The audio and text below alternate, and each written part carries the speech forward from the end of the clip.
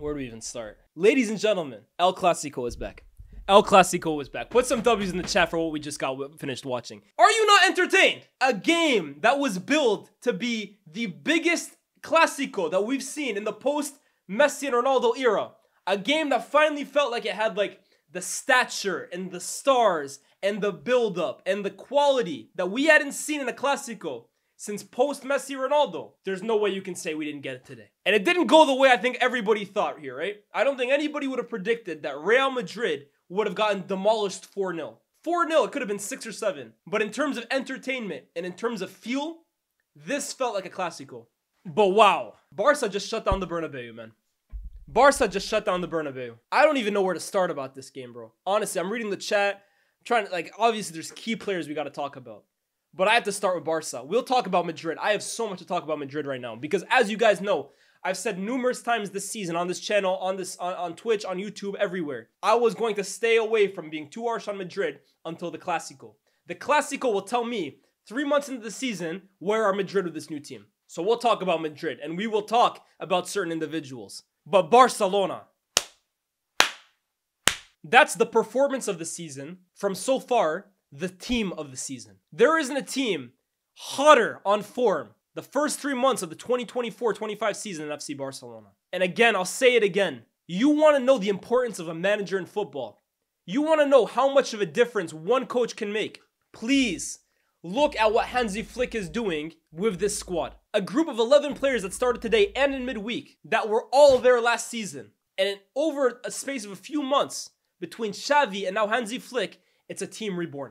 It's a team revived. It's a team revitalized. Hansi Flick has changed FC Barcelona. Barcelona are back on the top of world football. If anybody had any doubts about it before, who are Barca playing? They haven't had the toughest games. This week in particular should be all the proof you need that Barca are back. In a week, they've put 8 past Bayern Munich and now past Real Madrid at the Bernabeu. That's down to Hansi Flick, man. That's down to Hansi Flick. Look, we always talk about the players. The players are protagonists. The players are the story, are the characters in the story. They're the difference makers. But a coach can make all the difference, man. And Hansi Flick is the ultimate proof of that. I want to read you guys a stat today. There was a stat that they said at halftime, and I kept track of it all the way till the end of the game so I could keep up to date. At halftime, they said Barcelona, who had kept Real Madrid offside 8 times, they'd drawn them offside 8 times, led all of Europe in most offsides drawn this season, with 73 drawn offsides. The second place is Brighton and Hove Albion with 35. Now, Barcelona finished this game with, what was it? 3 more offsides. I think it was 4 more. So, Barcelona have now drawn teams offside 77 times this season. Again, I repeat, more than twice as many as second place. Anybody who's ever watched Hansi Flick, whether it was Germany or whether it was Bayern, his teams are predicated on squeezing the opposition up forward, pushing his defense, sometimes borderline at the halfway line. That's how he used to play with Bayern, with Boateng and Alaba. They play at the halfway line. Now, this Barca team is not as extreme, but they still play extremely high. They take a lot of risks in terms of how they play their offside trap, and they like to squeeze oppositions inside their own pitch. That's exactly what they did today, and it's exactly what they've been doing all season. And that, for me, is what epitomizes coaching. It's what epitomizes coaching. This team looks like a Hansi Flick team after 3 months. And this is why, as a Man United fan, I'm so hard on Ten Hag. Because we're 3 years in, and we still don't play the way you would envision a Ten Hag team. It's taken Hansi Flick 3 months to have Barcelona looking exactly like what a Hansi Flick team should. 3 months to incorporate the core principles of a Hansi Flick team. Today, it was on full display. It was on full display. If I go player by player, every single player on Barcelona today gets a 9 out of 10 minimum. Peña in goal, the deputy to Ter Stegen. Maybe he was a stopgap until Szczesny got back to full fitness. But on the last 2 games evidence, Szczesny's not getting into this team. Peña, brilliant performance. Koundé, against the soon-to-be Ballon d'Or winner. He had a good game against Vinny. Yeah, Vinny had his moments, but he had a good game against Vinny. Alejandro Balde forced Jude Bellingham into basically a right wing-back role today. Jude Bellingham was playing right wing-back today. And you know why that is? Because Balde never stops overlapping, bro. Every single time he has the chance to run in behind, he does it. He must have been overlapping 15 times, 20 times beyond Raphinha. Kept Jude Bellingham pinned into his own half. Brilliant from Alejandro Balde. Kubarsi and Inigo. Inigo Martinez, man, this guy's underrated. Honestly, I don't know if he maintains his spot when Araujo and Christensen come back, but on current form, how can you take him out of the team? Brilliant defensively, brilliant tackling, and even had the assist towards the end for Raphinha with his ball over the top. And then next to him, Pau Cubarsí, who for me was one of the top 3 players in this game. One of the top 3 players in this game. Held the line for Barca, that defensive line, that it's so crucial, right? Yes, it's Hansi Flick's tactics, but the players also have to execute it. And the way Pau Cubarsí marshaled that back line and marshaled that offsides trap to perfection was exceptional today. Exceptional today. The way he reads Mbappe's runs, the way he reads the flight of the ball, exceptional. On the ball, we might have to have the conversation. Is there a better on-the-ball defender than Pau Cubarsí? Just on the ball. I can't think of many. His passing is an absolute joke. Yeah, here's the stat. Most offsides provoked by one side in a single match across Europe's top 5 leagues this season. Third place, Barcelona versus Osasuna with 10. Second place, Barcelona versus Alaves with 11. First place, Barcelona versus Real Madrid with 12. The midfield, man. Casado. Casado is ball over the top to Lewandowski today. Yes, it's horrible defending by Ferland Mendy to allow him basically to stay on side. The entire Real Madrid back 4 had shifted forward except Ferland Mendy. But the pass from Casado, brilliant. And just as neat as you can get, man. This is what Casado's first season. I didn't hear about Casado last season. Maybe I'm a casual for that. But I wasn't familiar with Casado until this year. He's slotted into this Barca team in the absence of Frankie, in the absence of an actual out-and-out defensive midfielder. And he looks right at home. And for me, Casado represents what Barcelona is all about. It doesn't matter who's available. It doesn't matter where the club is at financially. It doesn't matter how good the team is. They will continue giving La Masia products a chance, and they will continue thriving when given that chance. Casado, brilliant today. Pedri Gonzalez, wow. The original star boy has returned, and he's returned and claimed his crown back. Last year was all about Jude. The year before, you could say maybe it's all about Musiala. Wirtz had a great year last year, but don't forget about the OG star boy, who at 18 years old was dominating the Euros before any of these guys even had a shred of relevancy. Pedri has returned, and he wants his crown back, and on the basis of today, give it back to him. So smooth, so good in possession, so controlled, so relaxed. He just keeps it ticking, man. It's, for me, the biggest question mark about Barca, how the hell is this guy not a La Masia product? Pedri. He's from Las Palmas. It's bewildering to me. I didn't think Fermin had his best game. I didn't think so. And I think it was a very good tactical decision by Hansi Flick to take him off at halftime. And it was even better to bring on Frenkie de Jong. Because the minute Frenkie de Jong came on for for Fermin Lopez, allowing Pedri to push up a little further up, the game changed from there. Frenkie de Jong, 10 out of 10 performance today for me. Honestly, so good Frenkie today, man. I think that substitution changed the game. I genuinely did. You had a guy who was able to kind of carry the ball forwards, drift past players, break up play in the middle of the park. I thought today was vintage Frenkie de Jong today, man. Honestly, for me, he changed the game. And another guy who I thought had a great cameo was Dani Olmo, who was slowly making his return back from injury. But you wouldn't know this is his second game back based on today. Terrific performance. So good in the tight spaces. So at ease in that kind of space right behind Lewandowski, which is where he really thrives, man. He's your typical old school 10 that just loves occupying those false 9 positions. I thought Olmo was so neat, so tidy. And in the front 3, Raphinha grabs the 4th. Raphinha grabs the 4th. And his work rate and his engine and his relentlessness, something we always talk about with Vinny, but Raphinha's relentlessness is that he's Vinny in terms of his relentlessness to this team. He never stops going, man. He never stops pressing. He never stops driving the ball. And then when he gets a chance to finish, boy, he'll take it. Yamal on the other side. Man, like watching this kid makes me so happy. Watching Lamine Yamal play football makes me so happy.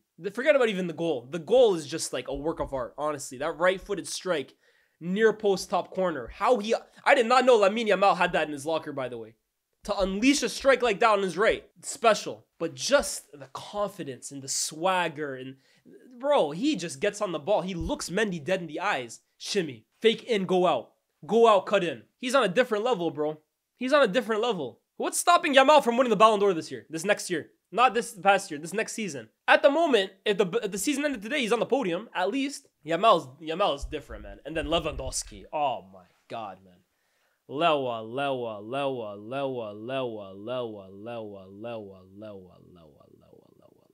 You're welcome. You're welcome, Lewandowski. Honestly, you're welcome. From me to you, you're welcome. I won't tell the chat what me and you discussed in that interview, post-interview. You're welcome, though. We'll keep that on the down low. But that Ballon d'Or speech, when you win it, don't forget to shout out me and Culture Cams. Chat, anybody watching this on YouTube, if you have a striker that's struggling for goals at the moment, not in the greatest form, and you want a surge in production, you know who to call. Get your club in contact with me and my people. We'll get an interview on the way. And within 3 to 4 business weeks, your striker will be one of the best on the planet. Because that's exactly what's happened to Robert Lewandowski, man. Hey, Lewandowski, legend of the game. By the way, he could have had 4 today. He could have had 4. Genuinely, he could have had 4. But we'll take 2. We'll take 2. And I have to say this, right? Again, like I said, Mendy, horrible defending. But Lewandowski finds himself through on goal. And this is the difference between a marksman and a good striker. Or any striker. Any striker in that position, with that much space, running to goal, running to goal, running to goal. The margin, the space between goalkeeper and goal and striker becomes smaller and smaller and smaller as they run towards the goal. Maybe the angle closes off. Or maybe they score. Lewandowski is so established in this game and so confident in his finishing ability and so experienced. Bro, this guy struck the ball from outside of the box. He slotted that past Lunin with ease from outside of the box. He didn't even take a step into the box before shooting that. He's too cold, man. Lewandowski's too cold-blooded. And then you see the second one. That's just like, that's an elite marksman right there, man. Ball hangs in the air, in between Rudiger and Militao. Nods it, far post, bottom corner. That's a perfect header. It's a perfect goal from a perfect center forward. Genuinely. Lewandowski, man. Honestly, so many people owe respect on his name this year. All the people last year that were saying his time at the top is done. Barca need to move on. Barca have a washed striker on their hands. Send him to Saudi Arabia. Send him to the MLS. Send him to Qatar. Send him to Australia. Hey, class is forever, man. Form is temporary, class is permanent. Robert Lewandowski is amongst the elite again, man. Bar Erling Haaland. Are we sure there's a striker better on the planet than Robert Lewandowski at this current moment? Are we sure? Because I'm not sure. He promised me and Cam. He said, I got you guys with 30 goals this season. Bro, he's already more than halfway there, and we're in November. Not even. We're like a week away from November. Incredible, man. Incredible. Incredible. Harry Kane, I'll allow it. I'm taking Lewandowski over Harry Kane, man. I'm taking Lewandowski over Harry Kane. How's that reactionary? Who's better than Harry Kane than Lewandowski right now with Haaland? Bro, give me Lewandowski over Harry Kane, man. Biggest games. Who shows up? I'm taking Lewandowski, man. More mobile. I'll take Lewandowski, man. I think that's all I can talk about with Barcelona. Genuinely, 4 goals, 5-star performance. They've shut down the Bernabeu, and they've fully announced themselves back to world football like that. Look, last few years, City, you guys had your fun. Liverpool, you had your fun. Arsenal, it's been cute seeing what you're doing over there. Madrid, you're racking up Champions Leagues. Bayern, you're doing your thing. Inter, you're a good team, but we're coming. And now, forget about the process. The last few years has been the process of rehabilitating FC Barcelona. They're back tonight.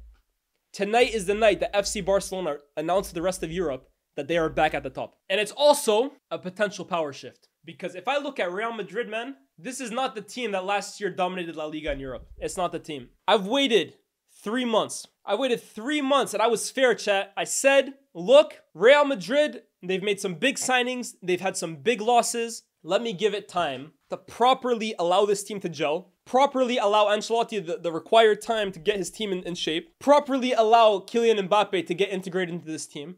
Properly allow the attack to kind of figure out the balance and the power dynamics and who plays where and who needs to sacrifice what.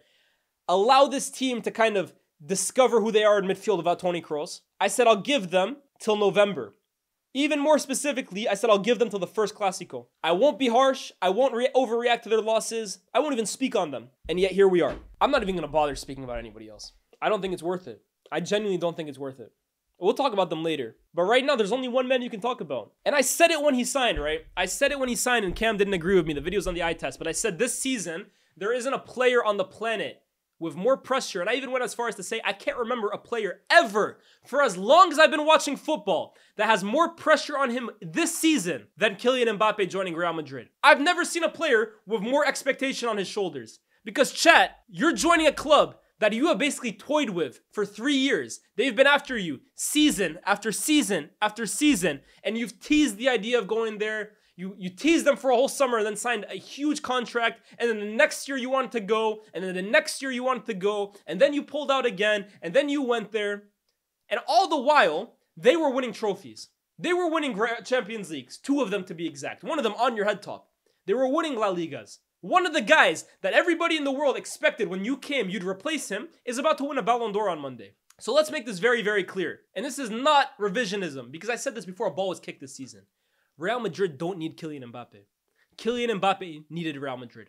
He needed this move more than they needed him, because they're champions already. Every single one of those players on that pitch, and by the way, Mbappe's a champion World Cup-wise, but in Europe, he's not a champion. He's not. He's on a quest to win the Ballon d'Or in the Champions League. He's never done it. All these guys have proven their worth at club level time after time after time after time. Those guys had horrible games today. But I'm sorry, a lot of them have credit in the bank here. You are the one joining them so that they can help you win and achieve your goals. And I'm not going to hold back here. Real Madrid are a worse team this season with you than they were last year without you. And yes, a big part of that does have to do with Toni Kroos.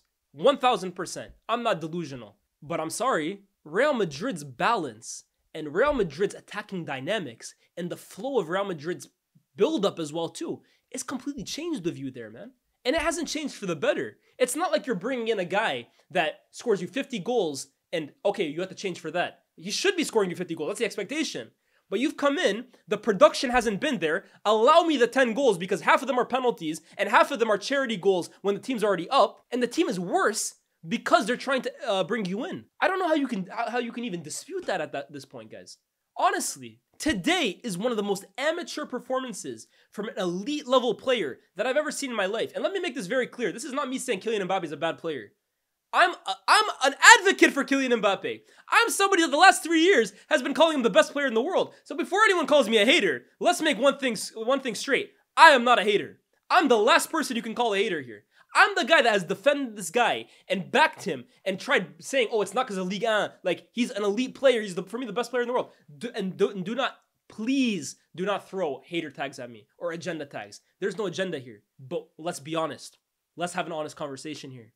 Since the World Cup in 2022, where you had one of the performances and one of the greatest football performances in the history of this sport, Kylian Mbappe, you have not been the same guy. You can save me the numbers that he scored at PSG last season. You can save me the numbers that he registered in the second half of that season. Something changed in that final when the final whistle blew and Emi Martinez lifted the World Cup with Messi. Something changed with Mbappe. I don't know what it is, but this is no longer the same player for the last year that he was before that World Cup. Something's changed. I don't know what it is. Honestly, I used to watch Kylian Mbappe, and every time he gets on the ball, let me show you my experience watching him. Mbappe gets the ball. I lean forward. The anticipation builds. The hairs on my arms raise. Something special is about to happen. These days, chat, I watch the guy, and that excitement, that anticipation, it's gone. Honestly, I don't get that feeling from Kylian Mbappe anymore. And I haven't said it, right? Because for me, when you have that much credit in the bank, you got to give a guy some leeway. But if I'm being absolutely genuine here, I have not really felt that feeling of anticipation from Kylian Mbappe since the World Cup in 2022. I look at the semifinal against Dortmund last year. I look at the quarterfinal against Barcelona. I look at some of those group stage games for PSG. Bro, I'm not getting that feeling from you anymore, bro. Honestly, I feel like your game has actually stagnated. And if anything, in some regards, I think it's regressed. Even on the ball in terms of how you rip players apart. Barcelona, I've heard every excuse under the sun for Mbappe, by the way. Against Dortmund. Oh, the way they played, it was so compact, it was so narrow, there was no space in behind. Today, you played against the most open, free-flowing Barcelona team that afforded so much space in behind. And not once did you get on the ball and even make a moment of magic happen. Not once. That side of Mbappe's game, it's like it's disappeared, bro. It's disappeared. Maybe I'm older now, brother. This is 2 years ago. Don't try and throw me nostalgia or something like that here, bro. That happened 2 years ago. Don't try and hit me with nostalgia. Oh, nah, don't do that. Don't do that. We're talking about Mbappe like he's Henry. It happened 2 years ago. And then I look at the runs today, man. Mbappe was caught offside 10 times. 10 times. You're playing against the team in Barcelona whose whole game is basically catching people offside. You're the fastest player on the planet. Damn near. And they played you like a little kid. Uh-oh, Kylian Mbappe's gonna make a run. Whoop. Kylian Mbappe, he's getting ready for the third. Whoop. They played you 10 times. They played you like a child 10 separate times. And you would think after the first 4 times, the first 5 times, the first 6 times, maybe you wisen up. Maybe you time your run a second later, 2 seconds later, half a second later. Nah, man. He just getting played like a kid every single time after time after time. And then even the occasions where he does go one-on-one, the finish is lacking. The conviction is nowhere there. You can even tell the confidence is kind of draining from this guy, bro, honestly. And this is me as a guy who has no bias towards either of these teams. I'm not a Barcelona fan. I'm not a Real Madrid fan. I wanted to watch good football during this game. And for one team, I did. But I have no bias. I have no horse in this race. It's not my team's. So I'm talking this way about Mbappe. What do you think Real Madrid fans are thinking right now? Because here's another thing. This is another reason why he has so much pressure on him. You're going to a team that won everything without you. So the expectation, the bare minimum, is they continue winning everything with you. Anything less than that, I'm sorry, chat, it's failure. It's failure. If Real Madrid doesn't win the Champions League or the league this season, it's a failure. And the blame will not be put at Vinny's feet, by the way. Because Vinny delivered last year. It won't even be put on Rodrigo's feet. It won't be put on Jude's feet. It won't be put on Fede Valverde's feet. It won't be put on Tchouameni's feet. And it won't be put at Camavinga's feet. It'll be put at your feet, Kylian Mbappe. It will. It's as simple as that. The expectation of the entire club is on your shoulders. And at the moment, you have completely failed to deliver in the biggest moment yet. El Clasico at the Bernabeu against Barcelona. And look, I've seen star players have first Clásicos where they didn't light the world up. I remember Cristiano Ronaldo's first Clásico. In fact, he came back from injury for that game. He missed a really, really big chance. Zlatan Ibrahimovic scored. In fact, it was his Clásico debut. Barcelona won the game. Ronaldo didn't have his best Clásico ever in his first one. But there's a difference between not having a great Clásico on your first occasion and having an absolute disaster class. And forget about even for his own standards. For any player, the performance Kylian Mbappe just gave today is a disaster class. It is. You can talk to me all you want about his runs were creating problems and his runs created chances and you have to give him credit for even being in those. Allow it, bro. 10 times offside. 10 times. That's insane. And it's why for me, I'm sorry, I can't call him the best player anymore. Honestly, for me, he's no longer the best player in the world. I think for those 3 years, I genuinely believe he was at that level. Now, I don't think he's the best player in the world anymore. Definitely not on performances over the last year. Definitely not. Who is then? Well, Vinicius is going to win the Ballon d'Or on Monday, and don't get it twisted. He didn't have his best game, but he had a better game than Mbappe. He put on a plate for him in the second half. A plate. Vinicius is a better player than Mbappe right now, bro. Vinicius is currently the best player on Real Madrid. And for me, it's sad, right? Because this was supposed to be the move that finally rewarded Mbappe for all of his ability and all of his goals. At PSG, trust me, he's had some teams that, while he was at an unbelievable level, he didn't have the supporting cast to kind of elevate him to the trophy he deserved. This is the move that's supposed to kind of like bring him a team of his qualities. But I'm going to repeat it again. Currently, he's holding this team back. This team is worse this year because they're trying to force him in. And that's not to say that at no point this year will Mbappe get his shit together or Real Madrid will figure it out. Maybe they will. They got another 6 months to do it, and they better do it. But right now, Real Madrid have regressed by introducing Kylian Mbappe into this team. And I don't think that's, people are going to say that's lazy. People are going to say you're just trying to that's causation. No. If you are watching these games, genuinely, the entire dynamic of their attack is completely off. It's completely off. Why is Ancelotti getting zero blame? I didn't say I wasn't going to blame anybody else, but there's no way you can exit this game without blaming Kylian Mbappe before anybody else. There's no way that he can't be the first name that leaves your lips. Now, let's talk about other players. Carlo Ancelotti. Just like I said, for me, a manager can make all the difference. In the opposite way, it can make all the difference for this one too, because Carlo Ancelotti is paid the big bucks. Carlo Ancelotti is hailed as the greatest manager of all time, or hailed as one of the top 3, and he deserves to be, by the way. This isn't revisionism. He's won the Champions League more times than anybody. What he did last season, incredible. But also, what makes Carlo Ancelotti, for me, such a special manager is his ability to create the perfect dynamic and the perfect balance with his superstars. For me, there's not a better manager on the planet, or maybe even the history of the game, that deals with superstars and gets them to mesh in the same team better than Ancelotti has shown all throughout his career. But right now, he's failing to do so.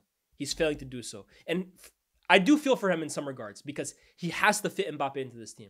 It's not like he can just drop Mbappe. Mbappe is one of the priorities for Ancelotti. He has to.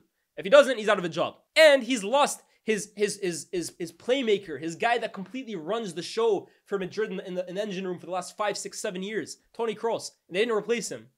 So it's difficult for a manager. But at the same time, The way Ancelotti sent his team out to play in that second half. In the first half, I actually thought Madrid were the better team. I thought they were pressing well from the front. I thought if it wasn't for Mbappe's naivety in terms of his offside runs, Madrid created some good chances. I thought they were on to Barca, and they kept them pretty quiet defensively as well too. But the second half, one tweak from Hansi Flick completely schooled Ancelotti. Completely schooled him. Ancelotti, defensively this season, his team has been an absolute shambles. An absolute shambles. I think in the middle of the park, it's been an absolute mess. And I think this forward line has little to no chemistry whatsoever. They don't mesh together whatsoever, man. When I look at the rest of this team too, defensively, Real Madrid must buy a right back this January. They must. I don't know where they go. I remember a few years ago, right? Jose Mourinho in January with his Real Madrid team. I can't remember who it was that got injured. What did he do in January? Michael Essien on loan from Chelsea. Emmanuel Adebayor on loan from Tottenham. Both those two signings helped Real Madrid that year.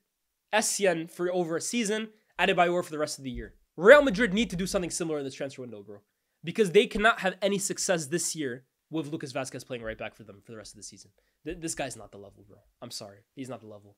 He was never a good right back to begin with, right? But there was a season under Zidane when Vazquez actually played a good season. But now, he's cooked. Lucas Vazquez is cooked.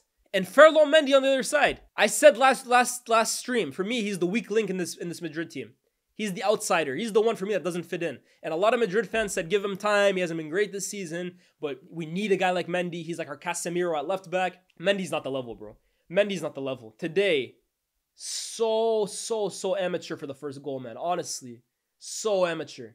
I look at the midfield. I thought the decision to take off Camavinga. Look, I'm not saying that. I'm not going to say here that Camavinga would have completely changed the game. But Camavinga was the last player that Real Madrid should have taken off today. When I look at Jude Bellingham's performance, non-existent. When I look at Fede's performance, I love Fede. I thought Fede was non-existent today. When I look at Mbappe's performance, and Camavinga was the one who we took off. Camavinga was Real Madrid's best player in the first half. He was their best player. I said with this Real Madrid team, right? Players are going to have to sacrifice to make this work. They're going to have to. I saw the first Galacticos with Zidane, R9, and I know people are going to say, oh, you saw it, how old are you, blah, blah, blah. Allow that, man. The first Galacticos, the reason they failed, A, selling Makalele, but B, trying to fit all of these superstars in the same team. Beckham, Figo, Raul, Zidane, R9, Guti. You can't fit all of them in. Someone has to sacrifice, or you have to bring in somebody there that's not afraid to do the dirty work. Already Madrid are having an issue with that. But then you take off Camavinga and bring on Brahim Diaz. Nah, man. Another guy who, for me, is massively suffering from this team is Jude Bellingham. Massively suffering. I thought today he was awful. I thought today he was non-existent. Like, genuinely, little to no impact on the game offensively. On the ball, or off the ball, I know he was trying to help Vazquez because, like I said, Balde was just overlapping. But on the ball, Bellingham is non-existent. And look, I've always said with Bellingham, for me, I've always thought his best attributes come in the final third. I don't care what anyone tells me. I've watched the guy enough times to know. Look, he's not a scrub. But his best attributes come the closer you bring him to goal. Ancelotti said as much last season. And I know Jude is not just a GA player. I don't judge players just on their ability to get GA or not. But Jude's best attribute is his ability to win a match on his own. His moments. He's a great athlete. He can get around the pitch. He can win tackles. He can drive the ball. But his best moments are his match-winning moments. The further away from goal that you move Jude Bellingham from the final third, the less effective he's going to become. And the less frequent his match-winning moments are going to come. And I'm sorry, the further back you drop him, he's no more useful, in my opinion, to Real Madrid than Camavinga is when you're playing him in that deeper role. There's nothing that separates, for me, Jude from Camavinga the deeper you play him. When you play him in attack, when you play him as a number 10, when you play him as an attacking number 8, yes, Jude can win you games. But this role that he's doing right now, for me, he's not bringing you anything special, in my opinion. He's a great player, I get that. But in this role, for me, Jude Bellingham is not allowed to be Jude Bellingham. That's not to take any responsibility off of him, but for the most part, he's been injured a lot this season. And I do think he's one of the guys who's trying his best to make this work. Yes, he is trying to sacrifice, but you're not seeing the best Jude Bellingham in this role. Real Madrid have a massive issue, man. They have a massive issue, bro. They have a massive issue, bro. Real Madrid, they have a massive issue because I don't know how they fix this season. Before anything, this is what I would do to fix Real Madrid. January, buy a right back. Loan a right back, it doesn't matter. Whether you have to go to La Liga, smaller team, find somebody. Whether you have to go, I don't know. Look at a situation like Mazraoui at United, right? Mazraoui was a guy that was on the outskirts of Bayern Munich. Manchester United got him for 12 million. I'm not saying Real Madrid have to go tap up Liverpool for Trent. But you have to get an able body there, man. You have to get an able body there. Because the way it's going right now, they will get picked apart by anybody that targets Lucas Vazquez. And then, for me, I think you have to stick with this diamond formation that you did today. Believe it or not. Because I think the first half, it actually worked. And I've seen enough with Real Madrid's 4-3-3 this season, of Mbappe trying to play as a lone number 9. It will never work. Mbappe will never succeed as a lone number 9. He can't do it. His best play comes facing the goal, running in behind. Back to goal, come on. Go get somebody else for that. So they have to stick with this 4-1-2-1-2. Whether that means Rodrigo has to see the bench even when he's fit, I don't know. But I think they have to stick with this. And then Kylian Mbappe, the season rests in your hands, brother. The season rests in your hands. Because although I think they're struggling with you, we all know what you're able to do. Real Madrid, for me, will go where Mbappe takes them this year. Because the rest of the guys, I think they'll do their thing in the Champions League. But the way Mbappe is playing right now, they have no chance. They have no chance, bro. They're carrying the guy at the moment, bro. He's dead weight for them at the moment. Today is genuinely one of the most shocking performances from an elite level player at that kind of game that I can remember seeing. Awful. Mbappe is not going to get dropped. He's not going to get benched, Chad. You know it's true. Mbappe will not be benched. It doesn't matter what they should do, what they can do. He will not be benched. Yeah, you're wasting a lot of players. Endrick today doesn't see the pitch. Arda Güler doesn't see the pitch. Brahim Diaz sees 10 minutes. But that's the reality here, bro. When you sign the biggest names, they're not coming off the pitch. They're not getting benched.